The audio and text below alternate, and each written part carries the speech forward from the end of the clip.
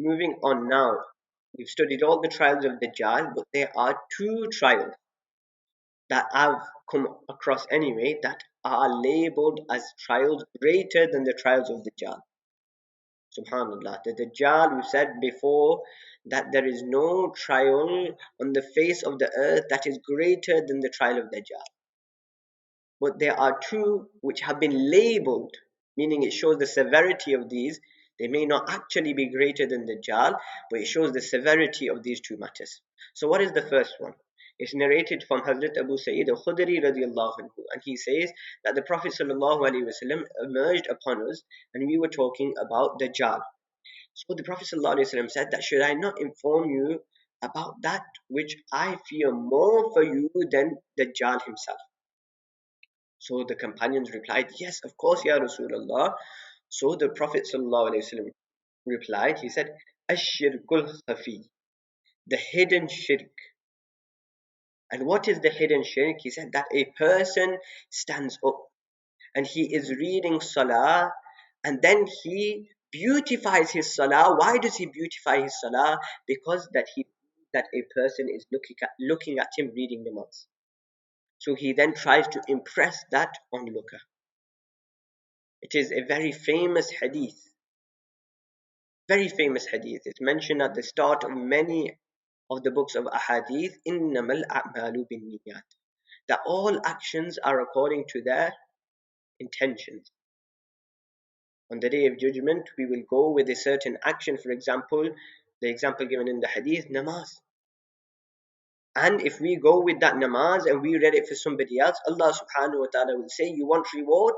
You want reward for this namaz? Go to the person that you read this namaz for, the person that you are trying to impress, go to him and ask him to give you reward. And if you prayed sincerely for Allah subhanahu wa ta'ala, then Allah will reward you for that prayer. And, unfortunately, the generation that we live in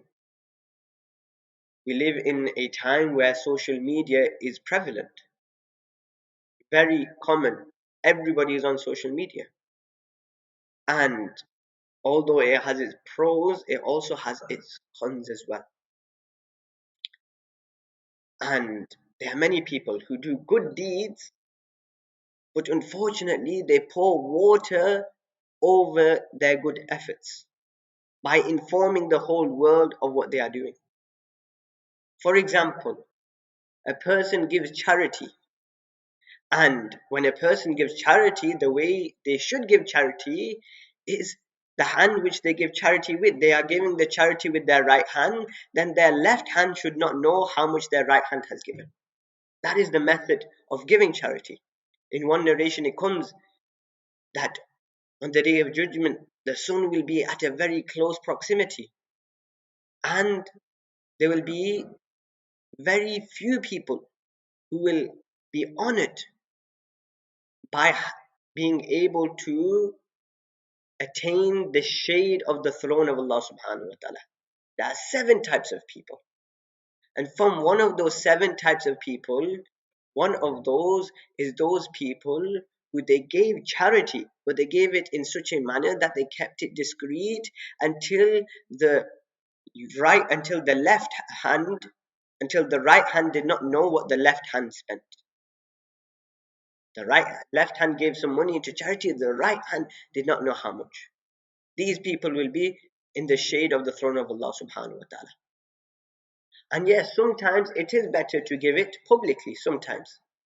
For example, on the Khatm Quran night, when in Taraweeh in Ramadan, we have our Khatam night and we hold, a charity event, you can say. People give pledges and donate money.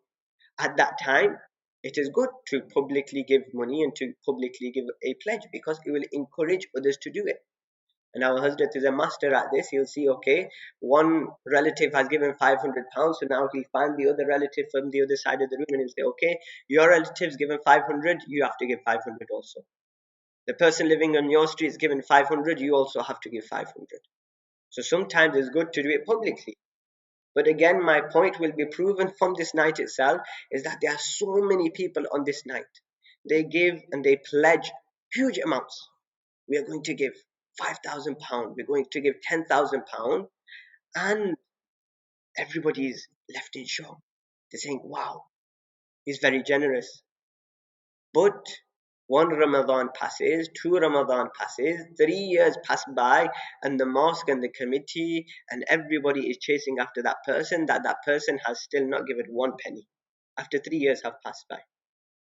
So what was the purpose of him pledging? It wasn't because he was sincere in his intentions. He pledged a huge amount, so people there, they would compliment him, they would applaud him, and they would think, wow, he's very generous. But in reality, that same person is not given any money. And what I was talking about with social media was that there are people now that they are donating some money, they are donating some food. So instead of just giving that poor person the food and letting him go, they say no. They say, just wait here with me, and they're giving the bag to him and they get somebody to take a picture. And they take the picture and they have to upload it on social media. And they, leave a caption. Yes, if it's a registered charity, then we understand because they've got to inform their donors that your donations have reached the relevant people. For the general people, why are we informing everybody else? There's no need to. People wake up for tahajjud salah, very special time, and we should wake up for tahajjud salah. And it is a time that can be classed as a private meeting with Allah subhanahu wa ta'ala. These farz namazes that we read, these are a public meeting. Everybody knows Isha is at 6:30. It's at 6 o'clock. You have to come. Public, everybody come. But tahajjud is a private meeting with Allah subhanahu wa ta'ala. But yet there will be people before reading their tahajjud, after reading their tahajjud, they have to update their status on social media. Hashtag tahajjud. Hashtag no better feeling than waking up for tahajjud. Or they will write something along the lines of, I love waking up for tahajjud and it's just me and Allah subhanahu wa ta'ala. If it's just you and Allah subhanahu wa ta'ala, why are you informing the whole world? Why are you telling everybody else? So you should be sincere in your actions. Whatever you do, you have to remember who you are doing it for. Who are you trying to please? And we are trying to please Allah subhanahu wa ta'ala because He is the only one who can reward us for our actions. If we do it for somebody else, yes, they may compliment us, but what benefit is there in their compliment to us? What we actually need and what is our currency is thawab. And the only one who can provide thawab is Allah subhanahu wa ta'ala. So whatever action we do, we should do for Allah subhanahu wa ta'ala.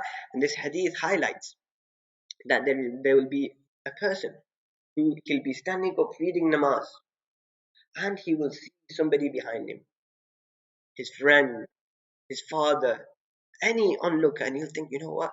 Let me just today, instead of reading Qul Huwallahu Ahad, let me just read Surah Yasin.